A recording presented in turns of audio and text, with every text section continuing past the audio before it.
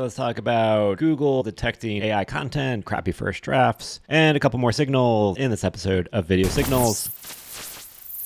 What's up, everyone? I'm Joey Dowd. Each week, twice a week, we send out Video Signals, a newsletter slash podcast slash YouTube video where I go over 5 interesting links, 3 tools, and 1 tactic you can use to apply to video marketing and production. So let's jump into it. First off, by the way, happy National Hot Chocolate Day and Gorilla Suit Day. And if you want to dress like King Kong while drinking hot chocolate, knock yourself out. All right, our 5 links. First link, we've got a test that someone ran. So ChatGPT, content produced by AI, been a hot topic, but there's also been debate of will Google, A, can it even detect if content was written with AI, and B, will it penalize content that was written with AI versus content that it detects as, or considers that being written by a human. Someone ran a few tests, and they basically found that there were 3 factors that performed well with AI content on Google. 1, make sure that your content is reviewed and edited, which I've always said because we've been using Jasper for a while. Never trust anything that it says because it has no idea what's true or not. It's just spitting out stuff that sounds good. 2, if it's published from a reputable domain, so you're not making a domain from scratch and then pushing out a bunch of AI content. And 3, content that targets questions with straight answers. So that stuff that has like an objective, correct answer tends to be the stuff that has performed well on Google, according to this test. All right, next link, an interesting write-up from Ahrefs about what they learned from running $200,000 worth of ads on Quora. So Facebook and Google ads are getting pretty expensive. So they were testing out Quora. Some interesting findings, also like some interesting tactics of like weird different quirks of like how to best set up a campaign on Quora. So definitely worth a read. But overall, they definitely found that Quora had a much better cost per click from the Quora ads versus Facebook and Google. Third link is a nice Twitter thread of branding principles from Matt Gray.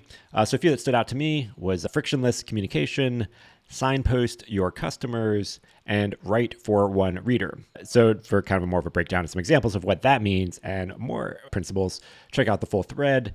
And also he sort of applied these principles to branding, but they're principles that really apply to any type of visual communication, like making videos.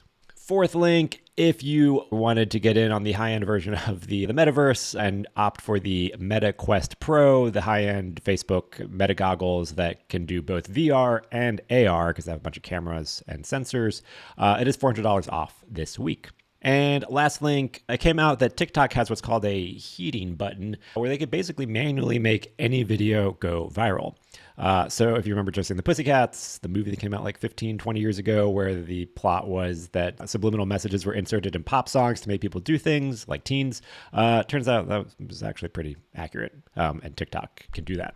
Okay, we got our 3 tools now. So first tool, a bit technical one. So it's called BRAW Toolbox. So if you have a Blackmagic camera, if you record on a Blackmagic camera, so like a Pocket Cinema camera or an Ursa camera, Blackmagic has their own video format called BRAW, Blackmagic RAW, where you can record the video. It records really high quality, but keeps the file sizes pretty manageable. And later on, when you're editing, you can change settings like change color temperature, change exposure. So it gives you a lot more control after you record to adjust your settings.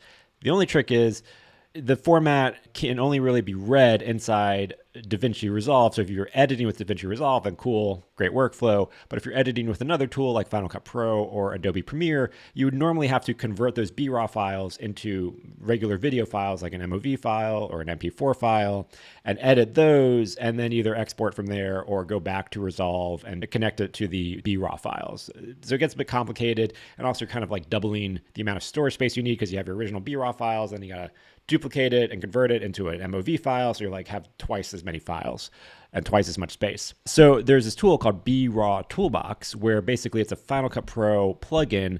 So it will run in Final Cut Pro and you could import your BRAW files and edit them directly in Final Cut Pro. You don't have to transcode those files, convert them to another format. So it keeps everything nice and neat and organized. And you also have that same settings and that same control to adjust the settings of the video like exposure and color temperature right inside Final Cut Pro. Second tool is Gecko Board. So if you're looking for like a data dashboard, so you can keep your team posted with what's happening on like your website with Google Analytics or Google Ads or Facebook ads, Gecko Board I found to be a bit simpler to use than Databox, which is one of the more popular or bigger data dashboard services. It does also connect with YouTube. It definitely didn't have as many features as Databox, but it is a little bit less expensive and a bit easier to use. So a really good option if you're looking for a dashboard tool set. And third tool, Photopea. So it's basically Photoshop. Can do tons of the same things that Photoshop have. It's very powerful, but it's 100% free and it is online. It's a website. So Photopea, basically it's Photoshop for free. And our one tactic. So lots of times when it comes to getting started with video, writing articles, publishing photos, the big thing is just like that first initial push, getting started, getting over the paralysis analysis, or getting over worried that you're like not good enough. But if you just accept that your first 10 uploads are going to suck, or they're just not going to be up to like what your taste standard is, which is something that Ira Glass called the gap, it will drastically reduce your pressure of like get going and just make things easier if you're just like, okay, I'm just gonna put out stuff and I don't care about the like how good it is. I'm just gonna make it and put it out and just try to get a little bit better each time. Now I say 10. I think after 10, you definitely will have an improvement of like anything. I'm being nice. I believe in you. But we have a quote here from Mr. Beast where he basically says the first 100 videos that you do will not get views, which is also kind of a nice way of saying they'll suck. I think you will get views if you post 100 videos. I'm optimistic about that. But anyways, if you accept that, hey, I'm just gonna put out these videos no matter what, or put out whatever this project is that I'm working on, no matter what, and you get away from the pressure of perfect, it is a lot easier to get started.